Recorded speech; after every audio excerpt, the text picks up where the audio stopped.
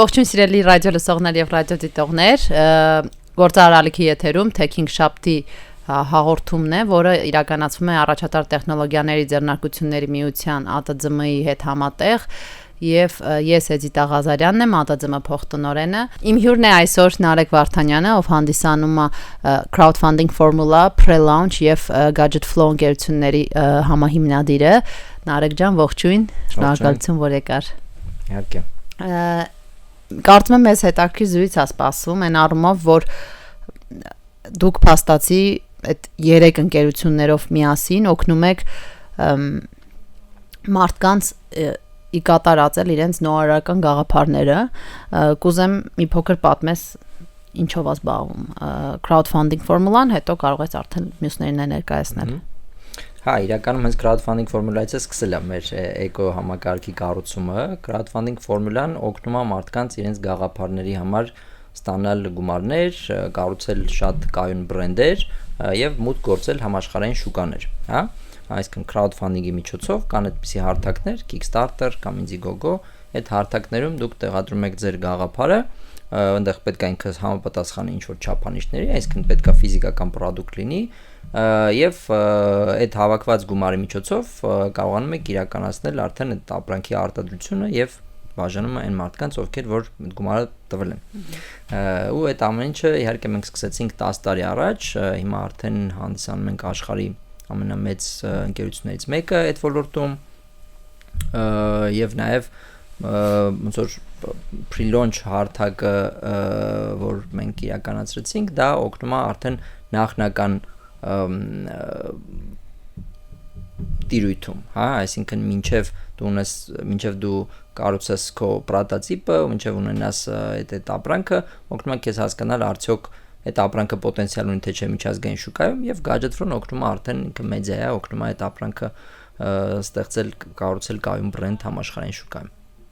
Շատ լավ, այսինքն փաստացի ստացվում է 0-ից գաղափարի, նո 0-ից չէ, արդեն պետք է գաղափար ունենա երևի մարդը, միջև իր վաճառքի փուլը այդ ամբողջ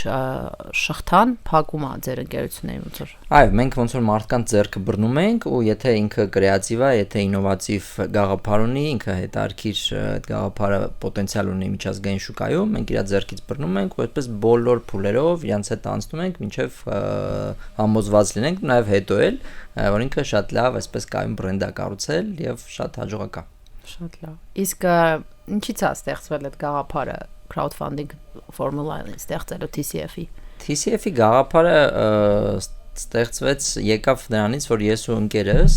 Գևորգ Պողոսյան մի հատ գաղափար ունեինք ու ուզում էինք այդ գաղափարը իրականացնենք ու ինչ որ մեկը խորհուրդ էր տվել, որ կարող են գումար հավաքել crowdfunding-ի միջոցով։ Մենք այդ գումարը տեղադրեցինք այդ գաղափարը տեղադրեցինք այդ հարթակներից մեկում եւ ինքը հավաքեց $15։ Այդ էլ իմ ընկերներից մեկն էր այդ գումարը տվել, ով հետո ասաց, այս գումարը տալիս եմ մի պայմանով, որ էլ երբեք մեզ չդիմես։ Այդ հարցերով COVID ասաց fail եղանք մենք ու չստացվեց մեր մոտ։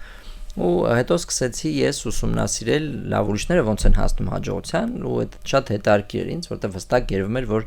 մենակ մեր մոտ չի ստացվել, բայց ուրիշները շատերը կան, ով մոտ որ ստացվում է,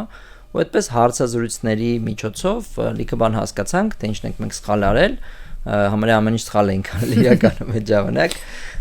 ու բայց այդ հարցազրույցները այնքան օգտակար էին, որ ես մի հատ գիրք գրեցի,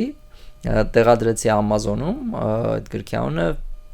crowdfunding-ի 57 գաղտնիքներ, այդպես էի որոշել դնել։ Ու այդ ժամանակ ընդհանրապես ես ոչ մի հաջողված քեյս չունեի անկեղծ ասած, մենակ այդ հարցազրույցներն էին, այսինքն ուրիշների քեյսերը, ու այդ գիրքը դարձավ Amazon-ի crowdfunding կատեգորիայի համար 1 բեսթսելերը, ու դրանից սկսվեց ամեն ինչ, այդտեղից սկսվեց, լիքը մարդ ոնց որ հասավ հաջողության, այդ խորհուրդների հիման վրա արդեն ես ներգրավեցի որպես այսպես խորհրդատու, հետո հասկացա, որ մի քիչ խորհրդատուի գործը այդքան էլ այսպես շնորհակալ գործ չի, քանի որ դու լիքը լավ խորհուրդներ ես տալի, բայց մարդիկ չեն լսում։ Ու տենց ոնց որ ասացինք, մի հատ եկեք մենք թիմ հավաքենք ու մենք մեր խորհուրդներին հետևենք, ու պարզվեց շատ լավ խորհուրդներ ենք տալիս, որովհետև առաջի մի քանի նախագծերը արդեն իսկ հավաքեցին միլիոնավոր դոլարներ ու մեզ արդեն սկսեցին ներառել աշխարհի top 50 ընկերությունների ցանկում, հետո 10, հետո արդեն այս վերջի մի քանի տարին արդեն top 3 ընկերությունների մեջ ենք ներառված մենք։ Շատ տպավորիչ է։ Միքայել, որ հետ գնանք, ես կուզեմ հենց crowdfunding-ի մասին պատմես մի փոքր ինչա crowdfunding-ը, իր հիմնական ոնց որ սկզբունքներն ու գաղափարը։ Տես հայերեն որ թարգմանեն crowdfunding ստացվում է հանրային դրամահավաք, հա, ու տարբեր տեսակներ կա հանրային դրամահավաքների, կա այսպես 3 տեսակ հիմնականում։ Կոչվում է reward based crowdfunding, դա այն ինչ որ մենք ենք անում, դա ոնց որ նախավաճառք է ապրանքների, հա, եթե դու ունես գաղափար, քո գաղափարը տեղադրում ես այդ հարթակներում եւ մարդիկ այսպես pre-order են անում կամ նախագնում են իրականացնում այդ ապրանքը, գումարը տալիս են քեզ, պայմանով որ դու այդ գումարը կվերցնես, կարտադրես, հետո իրենց կուղարկես այդ ապրանքը, որ սովորաբար լինում է մի տարի հետո, կամ կարող նույնիսկ ավելի ուշ։ Կա այսպես donation based crowdfunding, որը որ նվիրատվությունների, անհատույց նվիրատվությունների վրա է հիմնված, այդ այսինքն ուսման վարձեր հավաքելու, բուժման վարձերի այսպես crowdfunding-ի հաստատ նկատած կլինեք տարբերակներն են ու նաև կա equity crowdfunding, որը որ այս բաժնեմասային crowdfunding, որը նոր սկսել է զարգանալ այդ ոլորտը, Հայաստանում էլ մի հատ հարթակ է բացվել միջայլոց, որը ինձ թվում է ահագին բան կփոխի մեր շուկայում, որտեղ որ դու կարող ես գումար տալ եւ մասնաբաժին ունենալ, փոքր մասնաբաժին ունենալ արդեն այն ընկերություններում, ովքեր ներկայացված են այդ հարթակում։ Իսկ արդեն դու լավ այդ ոլորտը պատկերացնում ես, կպատմես այն ամենահաջող օրինակները, որը որ կարողացել եք այդ մեծ մասշտաբի շատ մեծ գումարներ գնել, ինչ կնայեք հավաքել, որ գաղափարներն են հաղթող գաղափարներ, էլի հետաքրքիր է։ Գիտես ոնց շատ տարբեր է, պատկերացրու մենք արդեն ամեն տարի մոտավորապես 6-7 նախագիծ ենք ունենում, որը $1 միլիոն է անցնում է, այսինքն կարելի ասել իրանք բոլորը հաղթող են լինում ու իհարկե ամեն տարի տրենդերը տարբեր են լինում ու կախված AI-ից, զարգացումներից, այդ ամեն ինչից crowdfunding-ը այն ամենանախնական ստադիաներից, ֆազաներից մեկն է, որտեղ որ երևում է, ինչա գալու մեր մոտ, հա, ուզում եմ ասել ինչա գալու մեր գլխին։ Ինչ ենք մենք տեսնելու շուկայում արդեն, որտեղ crowdfunding-ում այն ամենանորարարական գաղափարներն են ներկայացվում։ Օրինակ ասենք smart ակնոցներ, հա, հիմա տենց բոլորս լսել ենք իրենց մասին, այդքան մենք չենք կիրառում։ Ray-Ban-ները կա, բայց ուրիշ տենց շատ տարբերակներ չկա, բայց մյուս տարի կարծում եմ որ Եվի բոլորի անբաժանելի մասերից մեկը կլինեն smart ակնոցները, smart մատանիներ, հա, էլի ինչևս վերջերս կային տենց smart մատանիներ, Oura-ն հիմնականում որ մի քիչ բավականին թանկ էր, հիմա դա կդառնա այսպես ժամացույցի նման սովորական աքսեսուար ու այն բոլոր խելացի ոնց որ իրերը, օրինակ մենք ունենք գործընկեր, որը նախագծում է թռչող մեքենաներ։ Ու մյուս տարի պատրաստում է ձեր հարթակով, հա, էլի pre-launch-ում ավելի շուտ, դեռ crowdfunding ինձ թվում է չեն անի, բայց pre-launch-ում գաղափարի վալիդացիա ենք իրականացնում ենք, ինքը իրական թռչող մեքենա է, որը մյուս տարի արտադրվելու է, արդեն փորձարկվել է Չինաստանում, այդպես։ Pre-launch-ից խոսացիր, կուզեմ մի փոքր էլ pre-launch-ի մասին պատմես, այսինքն մի նոր ընկերություն է, ոնց է սկսա TCF-ից հետո եկիմն է, ու ես երբ որ ուսումնասիրում եի, կարդացի Ducati-ի հետ այդ հաջողության պատմությունը, այդ մրցանակը, որը հաղթեց pre-launch-ը ձեր ընկերությունը։ Կուզեմ մի քիչ պատմես, թե ինչով է զբաղվում pre-launch-ը եւ մի փոքր է Ducati-ի այդ փորձառությունից կիսվես։ Նախ pre-launch-ի գաղափարը որտեղից եկավ, հա, էլի fail-երից։ Հետարքիա որ համարը բոլոր այսպես գաղափարները իհարկե կլասիկալորեն այդպես է, ծնվում են քո անձնական fail-երից, նույնը pre-launch-ներ, ուրեմն pre-launch-ում մենք շատ էինք fail լինում TCF-ով։ Այսինքն մենք վերցնում ենք ինչ-որ նախագիծ, 6 ամիս աշխատում ենք այդ նախագծի վրա, մտցնում ենք շուկա, հետո այդ նախագիծը վերանում է շուկայից։ Պարզվում է որ ոչ մեկի պետք չի դա, հա, ու մենք շատ երկար ժամանակ աշխատել ենք մի հատ ինչ-որ product-ի վրա, շատ ուժեղ մարքեթինգ ենք արել, բայց դրա պահանջարկը ուղղակի չկա, դրա կարիքը չկա։ Ու հետո մենք սկսեցինք խորանալ այդ թեմայի մեջ, էլի, ոնց են այս մարդիկ որոշում կայացնում, ինչի է այս մարդը մտածել, որ իր ապրանքի պահանջարկը կա։ Որտեվ բոլորը իհարկե շատ համոզված են, որ իրենք այսպես երկրորդ Steve Jobs-ական գաղափարներ ունեն ու շատ հաջող լինելու իրենց նախագիծը, հա, ու այդտեղ հասկացանք, որ բավականին տրադիցիոն վատ առումով հետընկած է, ընդհանրապես research-ը, հետազոտությունները, հա, ու մարդիկ նույն բանն են անում, ինչ որ 200 տարի առաջ, այսինքն գումար են տալի մարդկանց, հարցնում են ինչ կարծիք ես դու այս բաժակի մասին։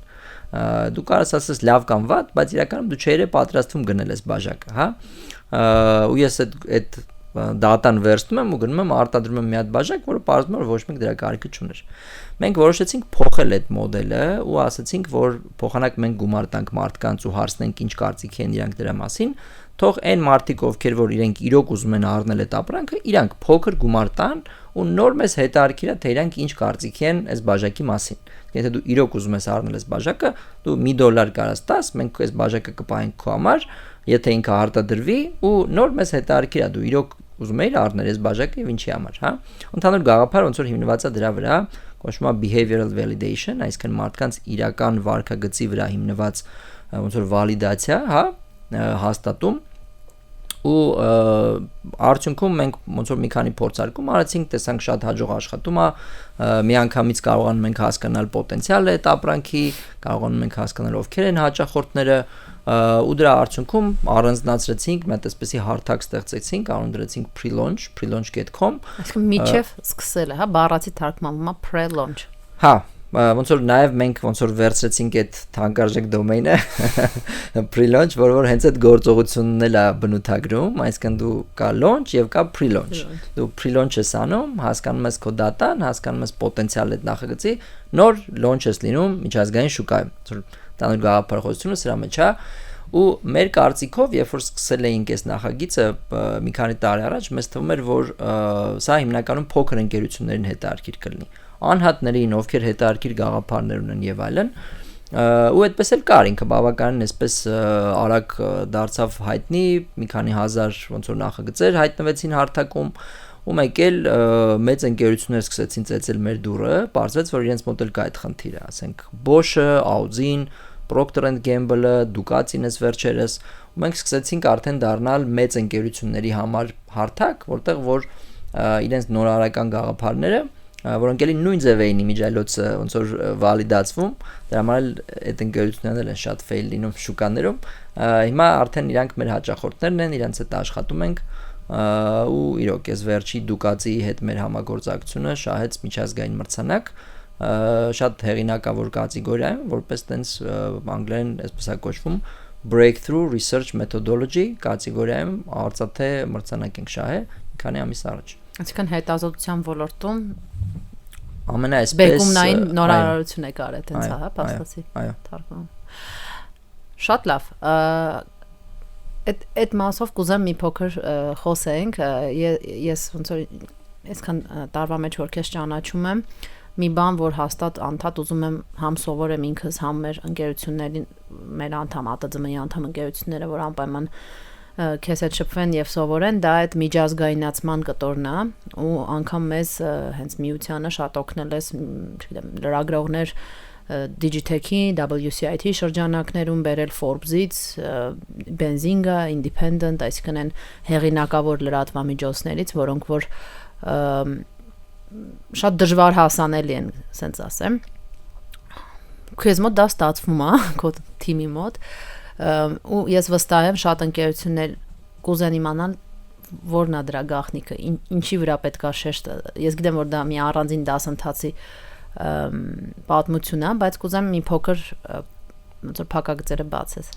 Կոնկրետ լրագրողների հետ աշխատանքի թե ընդհանրապես միջազգային շուկա մտնելու։ Կարող է սկզբից մի փոքր հենց միջազգայնացման, միջազգային շուկայի մուտքի մասին խոսել, հետո լրագրողների, որտեվ երկուսը երևի առանձին հարցեր են։ Տես միջազգային շուկա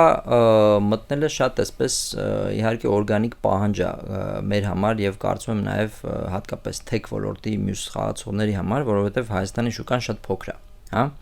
Օրինակ Եվրոպական միությունում իրենք առաջինը Եվրոպական միության համար են այսպես արտադրանքներ սարքում, որը էլի ներքին սպառման համար է, իսկ մենք չենք կարող մեզ թույլ տալ դա, ու այդ ինչ որտեղ լավ է, որտեղ մենք առաջի օրվանից մտածում ենք միջազգային նախագիծ սարքել, միջազգային product սարքել, at least գոնե տեխնոլոգիական ոլորտում այդպես է, ինչքան ես պատկերացնում եմ։ Հիմա շատ ժամանակ խնդիրը կայանում է նրանում, երբ որ Հայաստանում նստած մենք մի հատ բան ենք մտածում, առանց գնալու ուսումնասիրելու ու խորանալու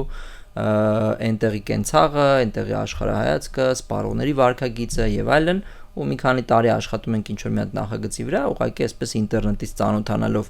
ինչ-որ բաների ու չենք հասկանում ինչի առաջ չի գնում ինչ-որ մի բան, էլի։ Համար մեկ խորհուրդը երևի ուղղակի գնալ ապրել այն միջավայրում, ում համար որ ինչ-որ դու product ես սարքում, հա։ Եթե դա Ամերիկայի Միացյալ Նահանգներն են, անպայման անհնար է առանց Ամերիկայի Միացյալ Նահանգներ գնալու,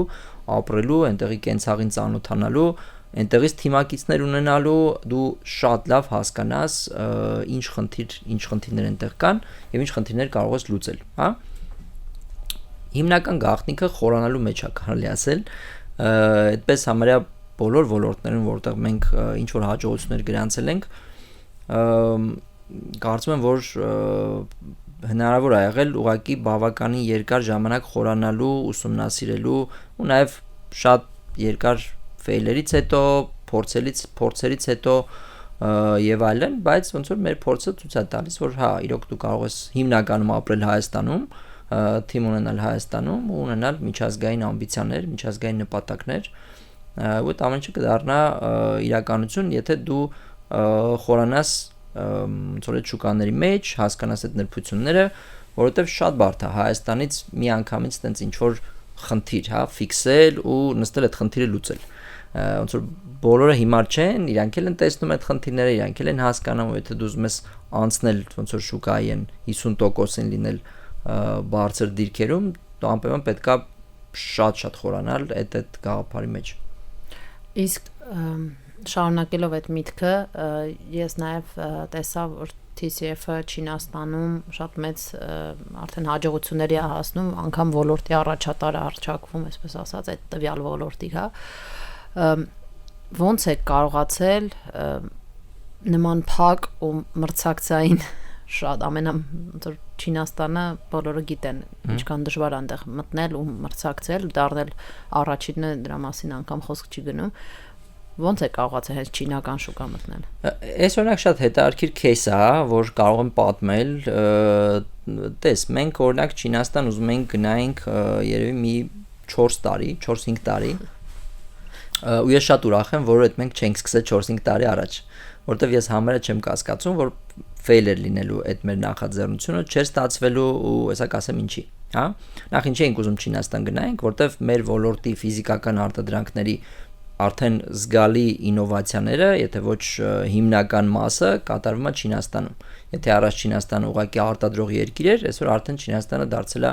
աշխարհի ամենանորարար երկրներից մեկը, որտեղ հենց մտածվում, նախագծվում եւ արտադրվում են շատ իրեր, առարկաներ, որ մենք օգտագործում ենք կամ կօգտագործենք ապագայում։ Ու բնականաբար այդ շուկան շատ հետաքրքիր էր մեզ, ու մենք ուզում էինք գնայինք այնտեղ, ունենայինք մասնաճյուղ, ունենայինք թիմ, ու այդ 5 տարի առաջվանից այդ նախագիծը սկսել էինք, ու ինչ որ պատճառներով չէր ստացվում, ու եթե մենք գնայինք ուղղակի այսպես ուղղակի մի հատ տարածք վարձակալեինք, հա, ու թիմ վերցնեինք ու ասեինք բարև ձեզ, մենք եկել ենք ստեղ, այս ծառայություններն ենք մատուցում եւ այլն, ես կարծում եմ մի 99%-ով մեր մոտ չէր ստացվելու։ Ու մի 2 տարի հետո մենք կփակեինք այդ մասնաճյուղը ու մենք գայինք ասենք օքեյ, լավ, չեղավ, Չինաստանը մեր մեծամասնությունն է։ Հա, մեր համար ոնց որ նաև մեծամասնությունը մեր ինչ որ բան չստացվեց։ Ուրեմն ոնց եղավ, որ մեր մոտ հաջող եղավ այդ process-ը։ Ժամանակի ընթացքում մենք սկսեցինք աշխատել չինական գործընկերների հետ, չինացի գործընկերների հետ, հա։ Ու մենք ունեցանք արդեն բավարար քանակի գործընկերներ, ովքեր մեզանից գոհ էին։ Ու երբ որ մենք գնացինք Չինաստանում մասնաճյուղը բացելու, այնտեղ էլ մեծ միջոցառում արեցինք, մենք արդեն ունեինք երևի 30-ից ավել գործընկեր, ովքեր տարբեր ժամանակահատվածում մեր հետ աշխատել էին, ու իրենք կարող են այսպես լավ ռեկոմենդացիա տային մեր մասին, հա։ Ու առանց դրա այդ քո նշած, որ շատ ճիշտ նշեցիր, փակ շուկա մտնելը համարյա անհնար է, որտեղ այնտեղ գովազդներով, բաներով այդքան բաներ չի որոշվում, հա, այնտեղ փակ համայնքներում է որոշվում, այս ընկերությունը լավն է, իր այդ արժի աշխատել, թե ոչ, ու մեր բախտը բերեց, ավելի շուտ ոչ թե բախտը, այլ ուղղակի ժամանակային առումով այնպես էր ստացվել, որ մենք արդեն ունեինք բավականին մեծ քանակի լոկալ պարտներներ, գործընկերներ, ովքեր մեր մասին շատ լավ բաներ էին խոսում։ Ու դրա արդյունքում կամած, այսպես ասած, մեզ սկսեցին լավ նայել այնտեղ, սկսեցին տեղ տալ, հանդիպումները սկսեցին ստացվել, մեծ ընկերությունների հետ սկսեցին դռներ բացվել ու այդ ամեն ինչի շնորհիվ ոնց որ օրգանիկ ինքը զարգացավ հասավ մի հատ կետի, որտեղ որ այո, մենք այսօր բավականին լավ զարգանում ենք չինական շուկայում ու համարվում ենք այնտեղի մարքեթինգային գործակալություններից երևի այդպես թոփերից մեկը։ Ոնց է տեսնում ապագան այդ մասնաճյուղի Չինաստանի։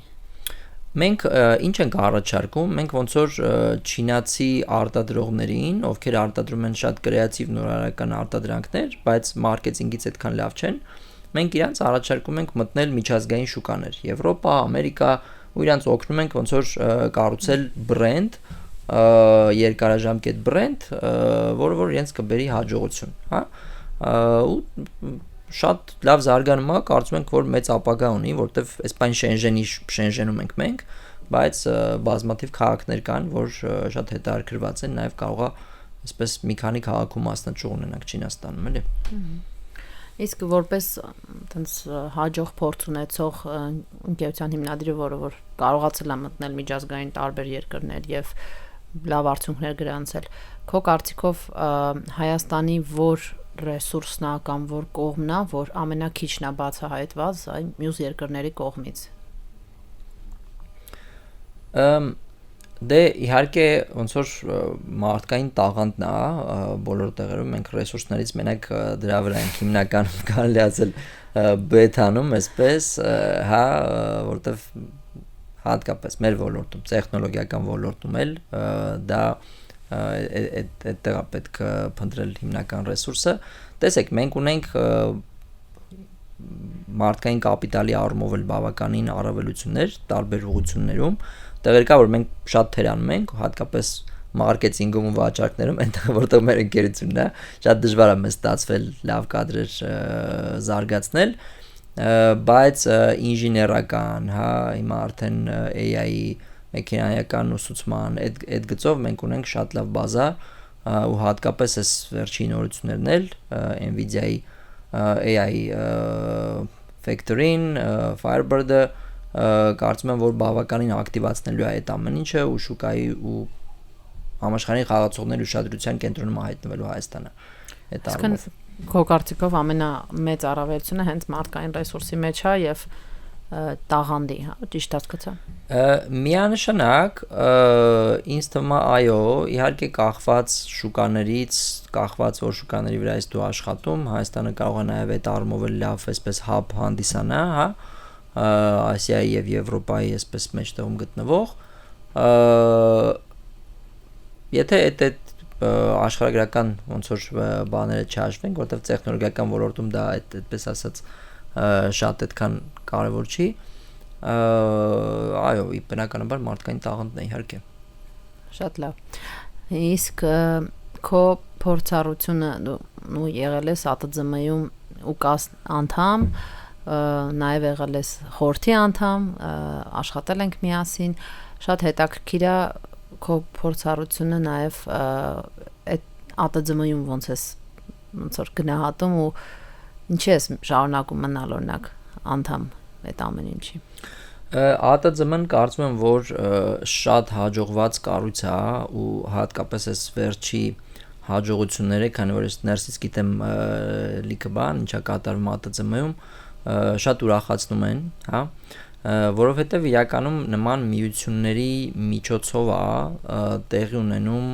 փորձի փոխանակում, շահերի պաշտպանություն, գիտելիքների փոխանցում ու շատ եւ շատ այն բոլոր միսիաները, որ ունի ԱՏԶՄ-ն, մեծ օգուտ է ոչ միայն ստարտափներին, ոչ միայն սկսնակ ընկերություններին, այլ նաեւ գիտես, այսօր բավականին կայացած ընկերություններ են ԱՏԶՄ-ի անդամ հանդիսացող, նաեւ իրանք են ստանում բազմաթիվ օգուտներ այդ ամեն ինչից, հա, ու այդ համայնքի ուժը շատ հստակ երևում է ԱՏԶՄ-ում կարծում եմ, որտեղ ԱՏԶՄ-ն ամենակայացած տեխնոլոգիական համայնքն է, որը ունի շատ մեծ ամբիցիաներ, միջազգային ամբիցիաներ, հա, բազմաթիվ ոնց որ այսպես միջազգային գործընկերական հարաբերությունների դռներ է բացում շատերի համար ու շատ հավես է, շատ տիքը լավ բաներ է կատարում ԱՏԶՄ-ում, որ հատկապես այս վերջի տարիների զարգացումները շատ ուրախացնող են, կարծում եմ որ բոլոր անդամները ամեն մեկը ինչ որ առումով օգտվել է այդ համայնքին միանալուց։ Իսկ օրինակ որ նախաձեռնությունն է, որ կարծում ես ամենաերկարաժամկետ ազդեցությունը կարող ունենա Հայաստանի համար, քանի որ նշեցիր, որ ինքը ոնց որ այս համախմբված ուժ է, ոչ թե մեկ ընկերություն է, հետաքրքիր է քո կարծիքը դրա մասին։ Դե իհարկե ամենա այսպես ստացված ու կարևոր նախագծերից մեկը բնականաբար Արմաթն է, հա։ Արմաթը ունի շատ մեծ պոտենցիալ, բնականաբար բավականին հաջողված նախագիծ է,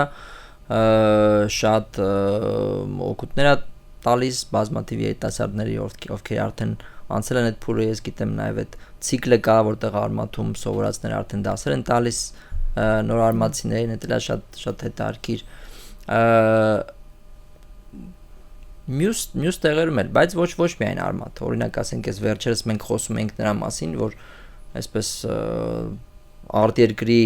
ներկայացուցիչների հետ հանդիպումներ կազմակերպելուց մենք էլ մեր ընկերությունն էլ սիրով մասնակցել էր ու ասենք ասիական շուկաներ մտնելու ուղղությամբ բավականին մեծ կապեր էր ձեռք բերել, տեղեկատվություններ ստացել ու այդ կապերը հիմա օգտագործում են մտնելու օրինակ ճապոնական շուկա, հա։ Այս ամեն ինչը շատ կարևոր է, անընդհատ ԱՏԶՄ-ն իրականացնում է միջոցառումներ, տեղեկատվական, տրեյնինգներ, հրավիրում է հյուրեր արտերկրից, մենք ենք կիսվում մեր փորձով, մենք ենք սովորում այդտեղ ուրիշներից ու ընդհանուր առմամբ կարծում եմ տեխնոլոգիական համայնքը նաև ի շնորհիվ ԱՏԶՄ-ի ամենակայացած համայնքներից մեկն է Հայաստանում, որտեղ դու շատ ժամանակ մոռանում ես, որ գտնվում ես փոքր երկրում, որովհետև մարդկանց ամբիցիաները իրենց երկրից մեծ են, հա, սահմաններից դուրս են, սահմաններ չեն ճանաչում, ես կասեի, ու նաև օգտվելով ուրիշների հաջողություններից, այնպիսի ընկերություններից, որոնք են Pixart, Service Titan-ը, որոնք մեր կողքին են, մասնակցում են այդ միջոցառումներին, ու տեսնում ես, որ այդ ամենը հնարավոր է, հա, այդպես ինտերնետի ուղակի նորություններ չեն, որոնք որ շատ անհասանելի են, դա մեր կողքին աճած ընկերություններ են ու շուտով նաև շատերը կմիանան այդ ցանկին։ Համ այդ մոտիվացիան, համ այդ մարդկանց հետ ուղակի շփումը, համ այդ կապերը սարքում են ԱՏԶՄ-ն ու ընդհանուր համայնքը շատ այսպես ունիկալ մի հատ վայր, որտեղ որ միշտ հաճելի է գտնվել է։ Շնորհակալություն։ Հետաքրքիր է, որ իսկապես այդ շատ հասանելի լինելը այդ նաև այդ հաջողված օրինակները, նույն Pixart, Service Titan-ը, CRISP-ը եւ այն ընկերությունները, իրանք կանգնած են այն մարդկանց կողքին ու հատկապես ԱՏԶՄ-ում դա շատ ոնց որ երևում է նաև ներսից, որ ովքեր որ կամ շատ մոտ են արդեն դրան կամ ձգտում են կամ նոր են սկսել ու այդ SN ոլորտն է իրոք Հայաստանում, որը որ չունի սահմաններ, ոչ աշխարհագրական, ոչ ինչ որ այլ ռեսուրսի հետ կապված, այսինքն հստակ սահմաններ չկա տեխնոլոգիական հաջողության հասնելու համար։ Ուտեղ ես կուզեի մի փոքր նաև կիսվես այն փորձառության մասին, որ մենք էլի ԱՏԶՄ-ի շրջանակներում ունեցանք, մասնավորապես Digitech-ի ու WCIT-ի, հենց ոնց որ շատ կարևոր է այդ պատմությունը պատմել աշխարհին, հա, ու դա ոնց է անում միջազգային լրատվամիջոցներ, միջազգային միջոցառումներ եւ այլն։ ԱՏԶՄ-ում նույնպես կազմակերպվում են այդ միջոցառումները արդեն միջազգային մակարդակի Հայաստանում, կամ բերում ենք միջազգային միջոցառում, կամ մեր սեփական միջոցառումը, որը օրինակ Digitech-ը արդեն 20 տարվա ընթացքում դառնում է տարածաշրջանի ամենամեծ միջոցառումը տեխնոլոգիական եւ նաեւ հավակնում է լինել միջազգային շատ կայացած միջոցառում։ Ստեղ շատ կարևոր է այդ ռեսուրսը, այլ այդ նաև դրսի աշխարհին պատմելու դա։ Իմ կարծիքով հենց TCF-ը ոնց որ հենց ձեր թիմը շատ լավ այդ փորձառությունը ունի ու շատ ընկերություններ դրա կարիքը ունեն։ Հատկապես օրինակ ես տեսել եմ մի քանի անդամ ստարտափ շատ հիանալի գաղափարներով, հիանալի, հնարավոր է որ արդեն ինչ որ ներդրումներ են ստացել, բայց պատմելուց մի քիչ դժվարանում են այդ հասնեն այդ ամեն ինչին, հասնեն Forbes-ին, հասնեն, չգիտեմ, Independent Journal-ին եւ Time-ին եւ մյուսներին։ Ոնց եք դուք դա անում ու ոնց կարան իրանք անեն։ Լավ նորությունն է, որ բոլորը կարան անեն։ Հա, սկսենք դրանից մի անգամից, որ մարդիկ չանջատեն այդտեղից։ Ինձ թվում է դա որոշակի հմտություններ է, որոնք որ պետքա սովորել։ Շատերը մտածում են, որ դա, չգիտեմ, կամ բնատուր ունես դա թե կամ չունես, այդպես չի, communication-ը ու storytelling-ը ու ճիշտ փաթեթավորելը քո ընկերությունը ու քո արտադրանքը դա այսպես հստակ process ունի, որը կարելի է սովորել ու ունի այդ process-ը, որ ես ոնց որ բոլորին խորհուրդ կտամ, հատկապես founder-ներին, սկսնակ գործարարներին ուղղակի անցնել ինչ որ տրեյնինգներ, կոմունիկացիայի առումով շատ մասնակցել pitch-երի, որտեվ որոշակիորեն մի քիչ դու պետքա թրծվես այդ ամեն ինչի մեջ։ Ու նաև պետքա կարողանաս ճիշտ ներկայացնել այն ինչով ես դու զբաղվում, այն տեսանկյունից, որ հետաքրքիր լինի դիմացինին։ Եվ ամենակարճ խորհուրդը իհարկե շատ բան կա, բայց ամենակարճ խորհուրդը դա երևի նա է, որ երբ որ դու կարողանում ես հարցերին նայես դիմացինի աչքերով, լինի դա investor, ժուրնալիստ, գնորդ, թե ինչ որ մեկը, ամեն ինչ շատ ավելի լավ է ստացվում, հա։ Շատերս մենք ոնց որ մենք խոսում ենք մեր տեսանկյունից, ներկայացնում ենք այն ինչ մեզ է հետաքրքիր, ինչի է այդ ամեն ինչը մեր համար կարևոր եւ այլն, բայց ոնց որ մարդկանց դա չի հետաքրքրում։ Մարդկանց հետաքրքրում է իրենց համար դա ինչի ավելի կարևոր, իրենց դա ինչա տալու ու ինչ իրենք կշահեն այդ համագործակցությունից, հա։ Հիմա նույն այդ հոդվածները, հա, ինչպես են գրվում այդ հեղինակավոր ամսագրերում հոդվածները, իրականում շատ պարզ է այդ process-ը։ Մենք ուսումնասիրում ենք այդ լրագրողների այսպես նախասիրությունները, կարողանում ենք հասկանալ ինչ նախասիրություններ իրենք ունեն, այսինքն ինչ թեմաներով են իրանք գրում ու կարողանում ենք այնպես փաթեթավորել պատմությունը, որ իրենց հետաքրքիր լինի դա։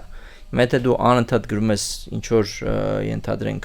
արհեստական բանականության ինչ որ մի հատ ճյուղի մասին ու կա մի հատ ընկերություն, որը շատ բաներ անում, բայց նաև այդ մի ճյուղն էլ ունի իր մոտ, դու արդեն կարող ես այդ տեսանկյունից փաթեթավորել այն ինչ դու ես անում, իմանալով որ այդ մարդուն է հետաքրքիր է, հա։ Երևի ամենա այսպես պարզ գաղտնիքը դրա մեջ է, որ ճիշտ հասկանալ երկու բան է, հասկանալ մարդը ինչով է հետաքրքրվում ու ճիշտ փաթեթավորել իրեն ներկայացնելու համար։ Ու իհարկե այս ամեն ինչը մի քիչ տենց հեշտ է հնչում, բայց կան բազմաթիվ նյուանսներ, բայց այդ նյուանսները էլի եմ ասում, որ շատ այսպես սովորելի նյուանսներ են։ Այնպեսի բան չկա, որ ինչ որ մեկը կարողանում է այդ անել, մյուսը չի կարողանում այդ անել, ուղղակի մենք բավականին երկար ժամանակ ուսումնասիրել ենք, խորացել ենք, հասկացել ենք ոնց որ մարդկանց լեզուն, ինչ ձև են իրենք սիրում, ոնց որ ստանալ այդ pitch-երը, հա։ Ու իրոք այդ խնդիրը կա Հայաստանում։ Ես շատ կուզեմ, որ հայերի մոտ այդ վստահությունը, որ իրենք եթե սարքեն լավ արտադրանք, բոլորը կվազելով կգան իրենց մոտ,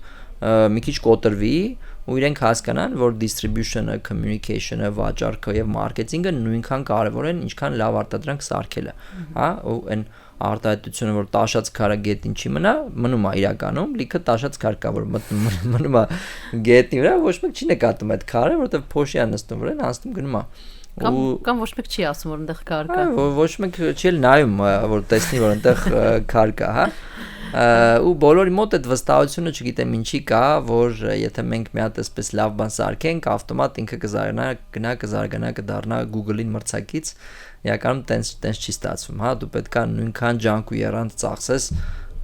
փաթեթավորելու ներկայացնելու քո արտադրանքը, ինչքան այդ արտադրանքը սարքելու վրա։ Լիովին համաձայն եմ ու իրոք շատ հաճախ շատերս թվում է, որ ոնց որ ներկայացնում ենք, գրքեր կան էլի հատուկ նաև դրա մասին, տենց էլ դիմացինը ընկալում է կամ հասկանում, բայց միանշանակ այտենց չի, լրիվ ուրիշ ձև է դիմացինը ընկալում ու